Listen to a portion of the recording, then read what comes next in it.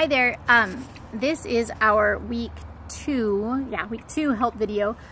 Sorry, I've been working on getting things ready for week 3 all day, but this is our help video for week 2, and I wanted to talk about one of the assignments that's due this week. I know this is kind of a busy week with the live chat and all of that, and our first quiz in my Spanish lab, but I wanted to talk about the composition because it's the one thing that students a lot of times struggle with, overcomplicating it. So because you're used to writing in English, a lot of times you want to translate those same skills to writing in Spanish. So I want to talk a little bit about the goal for this assignment and how you can meet the objectives for this particular assignment without being completely overwhelmed. I know it's really early in the semester to assign a composition, but part of the reason that I assign it so early is so that hopefully you'll be more likely to believe me that I really want it to stay simple. The goal for these assignments, for the compositions, is for you to practice applying what we've been learning. So keep that in mind, that really what I want to see is the chapter 1 vocabulary used in simple constructions. It's not a creative writing assignment, and it's not really even an informative writing assignment. It's just getting practice using this vocabulary in longer contexts like sentences and paragraphs. So for this composition, the rough draft that you'll submit this week, I'm asking for you to talk about the things that you use for school, the things that you have or that you need for school. And I have some sentence starters there in Blackboard with the assignment, and I really do want you to use those sentence starters. It is not at all a negative mark against you if all you use are sentences that use those sentence starters that I've provided.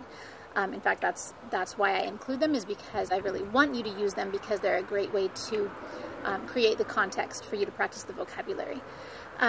So let me give you some examples. Well, actually, first I want to say one more thing about this that I tell my face-to-face students, which is that you know, when you decide what to write or say in English, you don't sit there and think about it and analyze it and say, well, I am going to narrate this in the present tense because, no.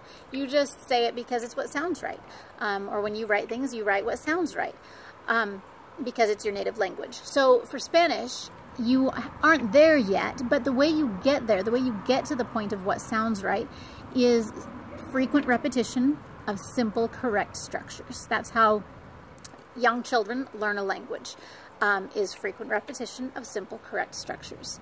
You know, when they say, me want cookie, the mom repeats and says, I want a cookie. And then they practice saying, I want a cookie, I want a banana, I want a sandwich, right? That's how we teach language, is with frequent repetition of simple, correct structures. So remind yourself of that. If you need to jot a note to yourself while you're working on the composition, jot a note that says frequent repetition of simple, correct structures. That's the goal of this assignment. So I'm not looking for anything super creative. You can have multiple sentences in a row that all start with the same sentence starter, and that's completely acceptable. So, for example, you might use the sentence starter that I provide, which is, para la universidad necesito, for school, I need un libro. And then if you want to use that same sentence, you can expand on that and tell what subjects you have books for. So, para la universidad necesito un libro de historia. Para la universidad necesito un libro de matemáticas. Same thing with supplies. Para la universidad tengo un lápiz. Para la universidad tengo un bolígrafo. If you want to make it creative, here's how you make it creative. Add in some colors, add in some descriptions. Para la universidad tengo un bolígrafo morado. Para la universidad tengo un bolígrafo verde. Just that simple. If you're wanting to get some more advanced practice in, you do things like make it plural. Para la universidad tengo unos bolígrafos. Los bolígrafos son morado y verde. Or you add in some negation, and that's a good way to get kind of double use out of the same construction. You say what you don't have. Para la universidad tengo un libro verde. Tengo un libro, bolígrafo morado.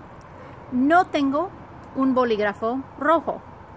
No tengo un bolígrafo azul. So you tell what you have and you tell what you don't have. You tell what you need and you tell what you don't need.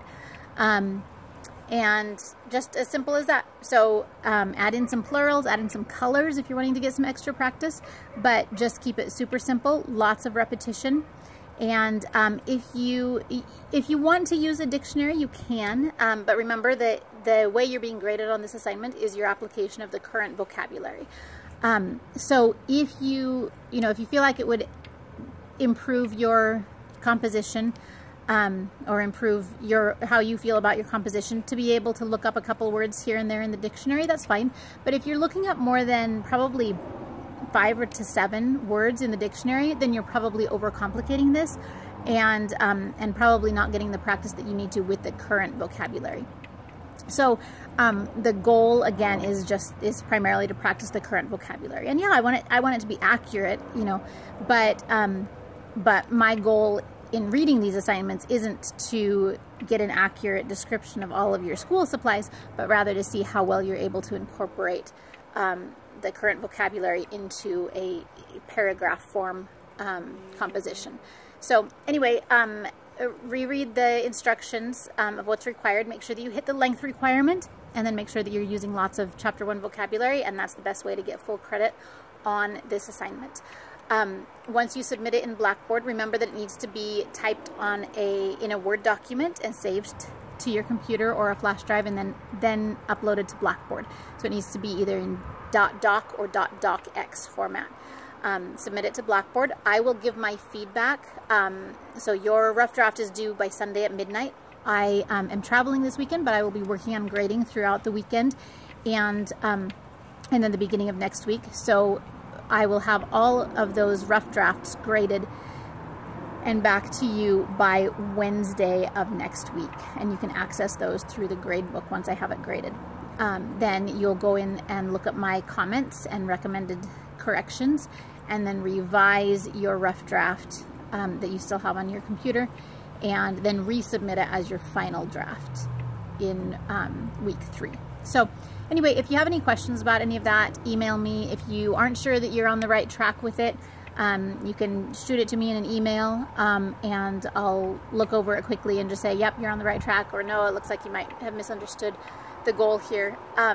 But otherwise, go ahead and just follow those directions really closely and use those sentence starters that I've provided. Use the Chapter 1 vocabulary, and you should be in good shape. So again, if you have any questions, shoot me an email. I will be available by email over the Labor Day weekend, and even while I'm traveling, I'll be checking it. So please keep in touch. I will respond.